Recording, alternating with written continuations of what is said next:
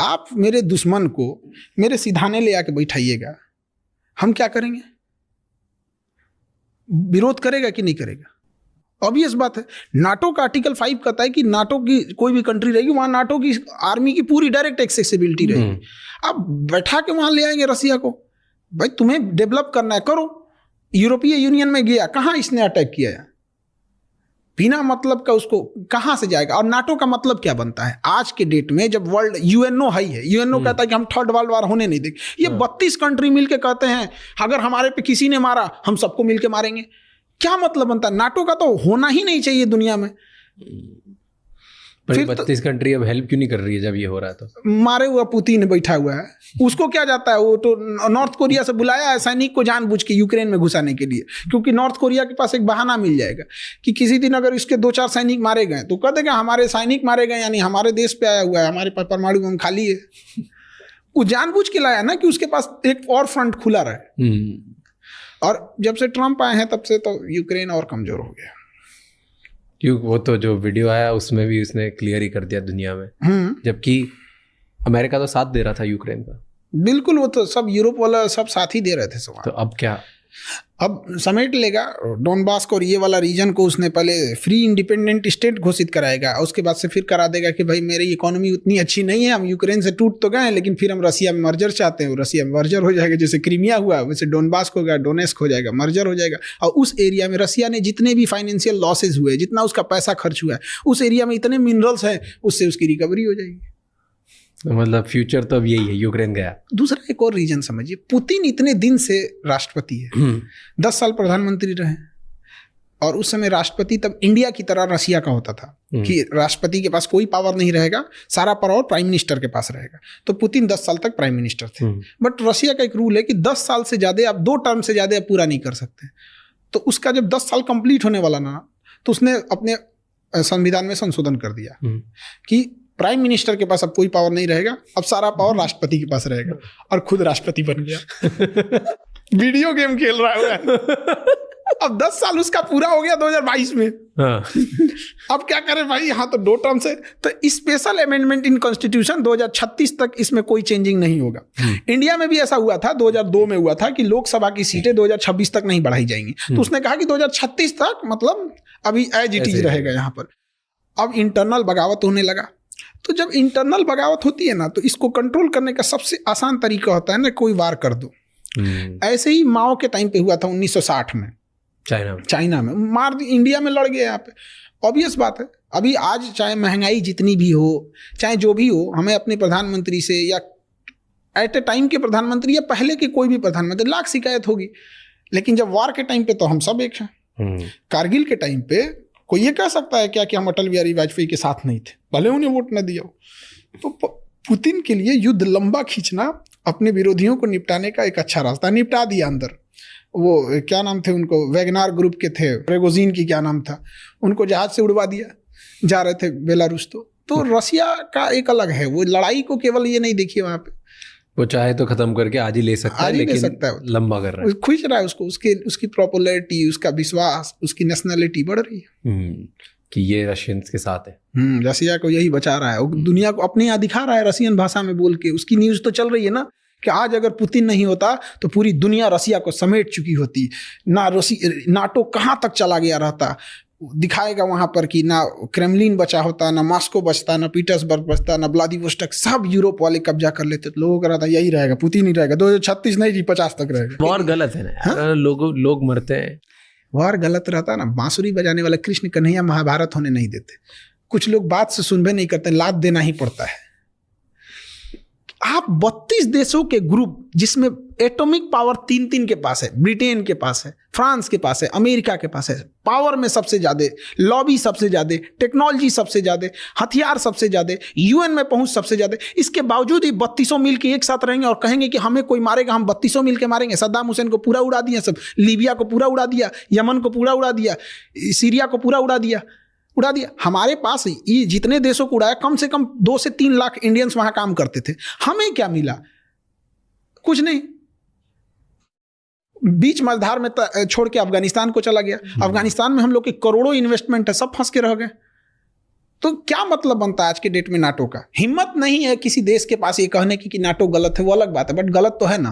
पर उनका main idea तो ये है ना कि कोई भी एक दूसरा पावरफुल देश हम छोटे छोटे देशों को अलग तरीके से खत्म ना करे, इसलिए हम सब साथ में जुड़ के रहेंगे, क्योंकि हम सब बहुत पास पास में बहुत छोटे छोटे देश हैं। कौन? यूरोप वाले कहते हैं ऐसा? हाँ, तो मेन मतलब तो इसीलिए तो स्टार्ट हुआ था ना नेटो, कि नाटो एक छोटा देश सारे नाटो हुआ था सब किसको मिलके कंट्रोल करने के लिए? उस समय रसिया बेलगाम था, यूएसएसआर था। तो यूएसएसआर इधर रसिया था। हाँ, तो ये बहुत बड़ा था, बड़ा था, ये था छोटे छोटे जब थे, ये खत्म हो गए, जब आप कहें कि भाई हमको रसिया से डर है इसलिए हम ग्रुप बना रहे हैं, रसिया टूट गया, अब ये रहा, बड़े देश तो फिर इसे भी खत्म करो भैया। तो फिर तो वही बात हुआ, इसके डर से आप बनाए और आप खुद बने गए, तो आपके डर से भी तो कोई और बनाना चाहिए। फिर चाइना बना लिया तो क्या गलत किया? चाइना बना ले, नॉर्थ कोरिया बना ले, इराक बना ले, ईरान बना ले, तालिबान मिल के बना ले सब, कि हम पांचों पे कोई मारेगा तो हम मार देंगे परमाणु बम। उधर चाइना संशोधन कर दे कि हमारा ईरान एलआई है, हमारा नॉर्थ कोरिया एलआई है, तालिबान हमारा एलआई है, गाजा हमारा एलआई है, किसी पे अगर होगा तो हम अपने एटॉमिक पावर का यूज कर सकते हैं, तो हो गया काम खत्म। तो ये देखिए थर्ड वर्ल्ड वॉर किस चीज से होगा हमें पता नहीं, लेकिन एक कहावत का एक विद्वान ने कहा था कि थर्ड वर्ल्ड वॉर कब होगा ये पता नहीं, लेकिन फोर्थ वर्ल्ड वॉर हम लोग पत्थर और लाठियों से लड़ेंगे, क्योंकि थर्ड वर्ल्ड वॉर में इतनी तबाही मचाएगा सब कि हम लोग स्टोन होज में चले जाएंगे। लगता है वॉर होगा कि होने नहीं देंगे, नहीं होने देंगे। मतलब अब दुनिया उस लेवल पे कि जहाँ पे वर्ल्ड वॉर 3 वगैरह नहीं होगा। सब हथियार बेचने वाले कंपनी है, सब अंधेरे का डर दिखा के टॉर्च बेचते हैं। थोड़ा बस मुनाफा होना चाहिए, बस करोड़ों की कमाई है। एक जहाज बेच देंगे सब, एक अपाची हेलीकॉप्टर में 6,000 करोड़ का। यहाँ पता चला 10 जिला मिल के खेती करेगा तो 6,000 करोड़ कभी ना कमा पाए। वहाँ एक हेलीकॉप्टर बेचा निकल गया, और उसके बाद उसके पास उसका मेंटेनेंस अलग, पायलट की ट्रेनिंग अलग, फिर हथियार खत्म हो गया तो अलग। ये मेरा ही हथियार लगा सकते हो। छोटे छोटे वॉर कराना फायदेमंद होता है उन लोग के लिए।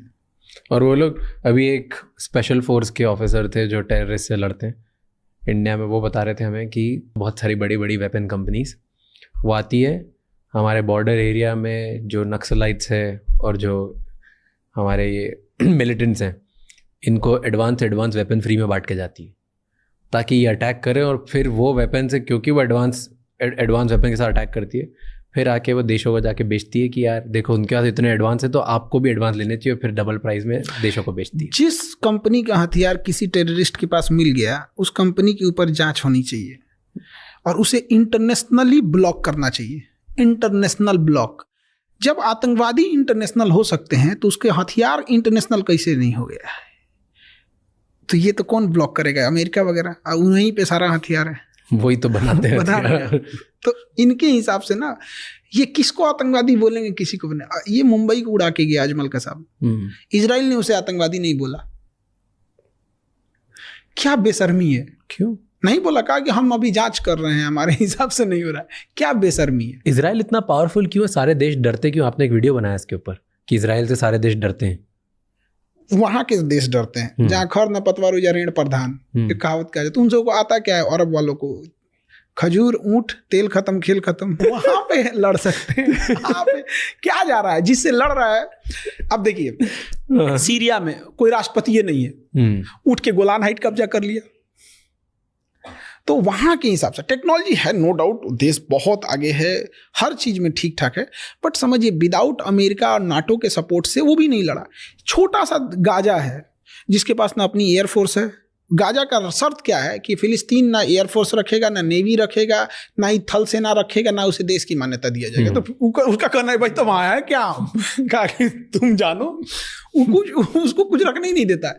उससे मारने के लिए, उसको मारने के लिए इसे फ्रांस से सपोर्ट लेना पड़ा, अमेरिका से सपोर्ट लेना पड़ा, इससे दुनिया भर से सपोर्ट लेना पड़ा। क्यों?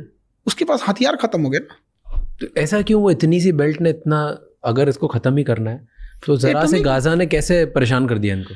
एक बिल्डिंग को मारने के लिए आपके पास कम से कम 10 एक्सप्लोसिव उड़ानी पड़ेगी। एक मोहल्ला को उड़ाने के लिए आपके पास एक तो डिपो उड़ जाएगा। पूरी कंप्लीट हथियार किसी को कंप्लीट डेमोलिश करने के लिए तो बनाया नहीं जाता। हथियार आपको आगे एडवांटेज देने के लिए बनाया गया। अब आप उसको कंप्लीट डिमोलिश करने के लिए जाएंगे तो क्या होगा? अब जेसीबी है थोड़े मोड़े खोदने के लिए, आपको ये पूरी शहर को खोदो, पागल हो जाएगा यार, हमको इसलिए बनाया नहीं यार। वो तो परमाणु बम बनाया गया था कंप्लीट डिमोलिश करने के लिए। तो इनका ग्रुप बहुत तगड़ा है। इजराइल हो गए या नाटो वाले, इनका ग्रुप बहुत तगड़ा है।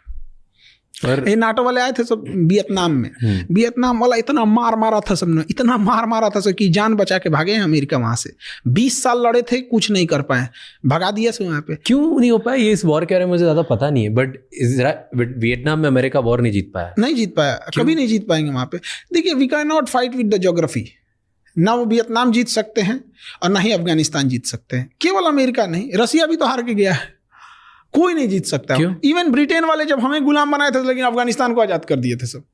हमारी आजादी से पहले म्यांमार को साइड कर दिया सब 1935 के अधिनियम द्वारा 37 में। ज्योग्राफी ऐसी है ना, जैसे अमेरिकन वाले सब जो है ना, जमीन पे नहीं लड़ सकते हैं, वो जमीन पे कभी नहीं लड़ पाएंगे। उनके पास टेक्नोलॉजी है, ऊपर से ड्रोन मार देंगे, हेलीकॉप्टर उतार देंगे, टैंक लेके घुस जाएंगे। लेकिन जहां ये काम नहीं आएगा वहां क्या करिएगा?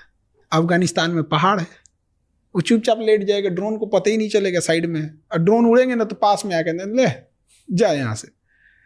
वियतनाम में जंगल है, कुछ काम नहीं आने वाला है वहाँ, वो अंदर अंदर सुरंग खोद के चल दिए सब। तो जमीन पे वो नहीं लड़ सकता है, यही है। और जमीन पे प्लेन अगर एरिया है तो लड़ लेगा। इराक खाली मिला था, लड़ लिया। अफगानिस्तान 20 साल लड़े थे, वापस गए भी तो इज्जत से नहीं गए। उसने कहा कि 10 दिन का नहीं, हम तुम्हें केवल 5 ही दिन का टाइम देते हैं, सोचिए। सब छोड़ छुड़ा के भागो। आज जिस दिन जा रहा था ना, उस दिन भी मार दिया सब तालिबान वाले। उस दिन भी हमारा अफगानिस्तान से अच्छा रिलेशन है, बट तालिबान से नहीं। तालिबान से तो रिलेशन ही नहीं है, बट नो डाउट इंडिया और अफगानिस्तान बहुत बहुत अच्छा रिलेशन है। हम लोग के मैच जीतने पे अफगानिस्तान वाले खुश हो जाते हैं। पर तालिबान के साथ अभी क्या हो रहा है रिलेशनशिप? अभी तो कोई रिलेशन ही स्टार्ट नहीं है, बट